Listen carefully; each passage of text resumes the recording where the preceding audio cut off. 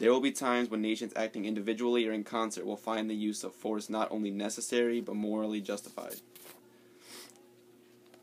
A drone is an unmanned aerial vehicle that is usually armed with artillery that varies. The U.S., even though it has other ways around using drones, they are used for many reasons, are even said to be necessary in the U.S. fighting tactics.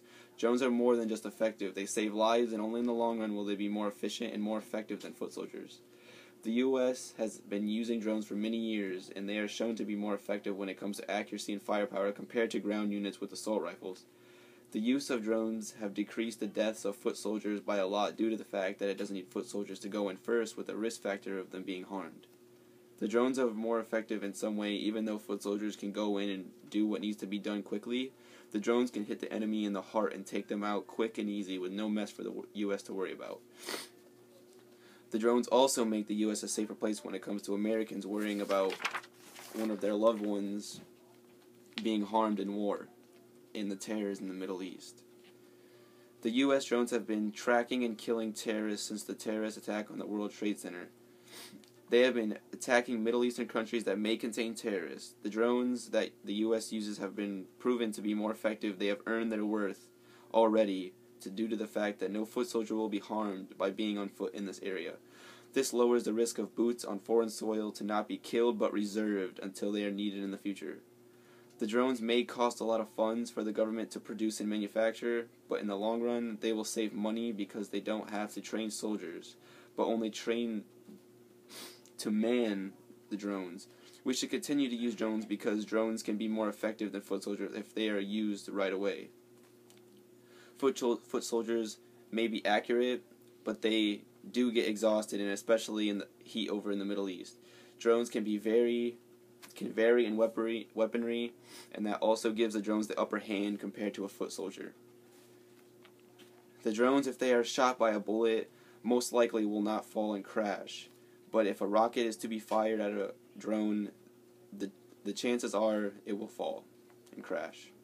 But if a foot soldier is to be shot, they will need help from one or two fellow soldiers to help them. And that's just not the case with a drone. If a drone is to crash in the Middle East, there will be no way to retrieve it. So it is left there. When a drone crashes, it is most likely going to crash completely and burn, so there will be no use to use it. The country it lands in may take it without the U.S. even knowing, because there will be no way for U.S. officials to track it. Drones are powerful machines that can take out terrorists by the multiples or even the hundreds if precise enough. There are just things that drones can do that soldiers can't, and that is having more firepower, having better accuracy. When firing rounds of ammunition covers a lot more ground in a fraction of the time it would take a foot soldier to do so. The drones used increase in efficiency and how effective they are over the years. They get better at what they do, and they save more lives this way.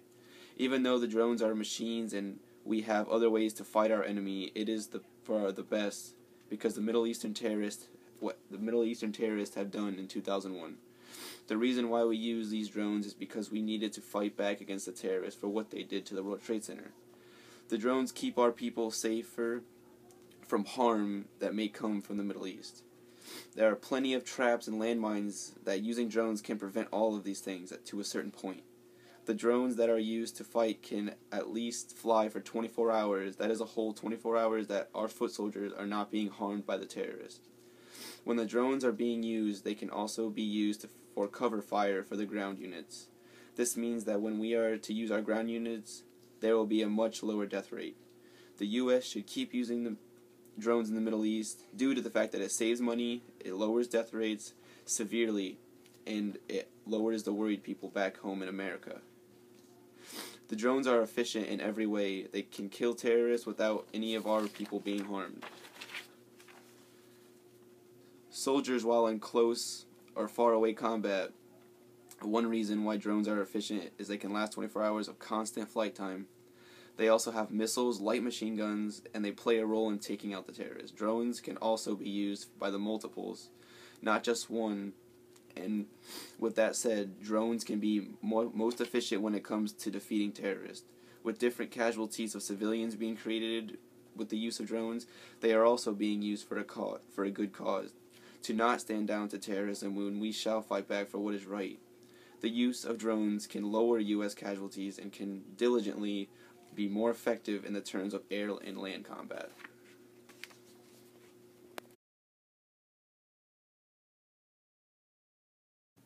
Games are rated. Kids shouldn't be able to buy them if they're too young to understand them. Different games have certain ratings. Games without violence are rated E for everyone. Games with violence are rated T for teen, or M for mature. These ratings are there for a reason, but parents never look at them or even care about them. Video games aren't too violent because parents usually buy their kids the games that they own, and they never care to look at the mature ratings on the front of the game case. Many video games have a mature rating on them, and parents don't even look at them or care about them. Most of the times their kids know what they're going to be experiencing in-game, but never tell their parents because they want them to buy it for them. Parents buy their children video games without checking the mature rating the game has. Clerks should start to tell parents to look at the warnings and ratings before buying it for their child. Video games have always been violent, but parents blame their child's actions on every game that they have, but they have most likely bought that game for them. Therefore, video games aren't too violent. Video games, many of the people that do these mass murders have been bullied, have mental disorders, or they have some sort of problem that is happening in their life that isn't just playing video games. Many children and teenagers have parents that buy their games for them, but parents don't question what kind of game they're buying for them or what is happening in the game. An example would be when a guy named Anders Breivik, he was put on trial for the death of 77 people. He claims that he bought the game Call of Duty Modern Warfare to practice his skills. In his trial, he said, "Modern Warfare is a good game if you want to practice your training skills." Though he used this game to simulate the killings, he was mentally unstable before he even considered buying the game.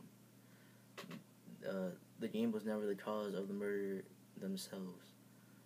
Whoever is purchasing these games for their kids should make sure that they can actually handle playing them before buying them. If they can't handle a certain game, either don't buy it or make sure they don't play it for a longer amount of time.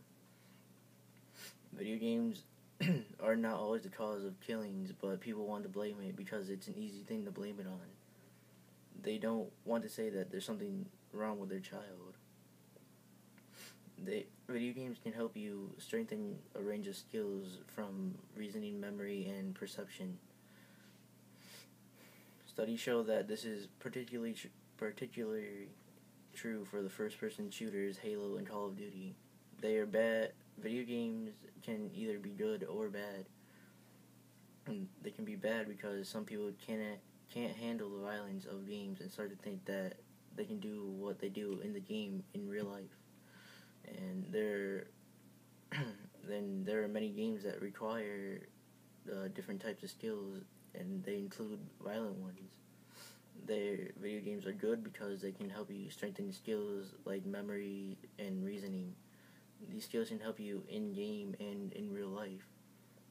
According to studies, these shooting video games, although violent, enhance a player's capacity to think about objects in 3 dimensions just as well as academic courses designed to enhance the same skills. There are many skills that you would gain or strengthen from playing these violent games. Many people don't see that there are 2 kinds of people that play video games. There are people that play to have fun and people that play for their own reasons, whether they're bad or good. Video games can be beneficial by helping you learn new skills that you can use while playing and in real life. Many people that do these mass killings have been bullied or have mental disorders, but the media wants to blame video games. But many parents blame video games for the actions that their kids do, but they are usually the ones buying these games with so much violence in them.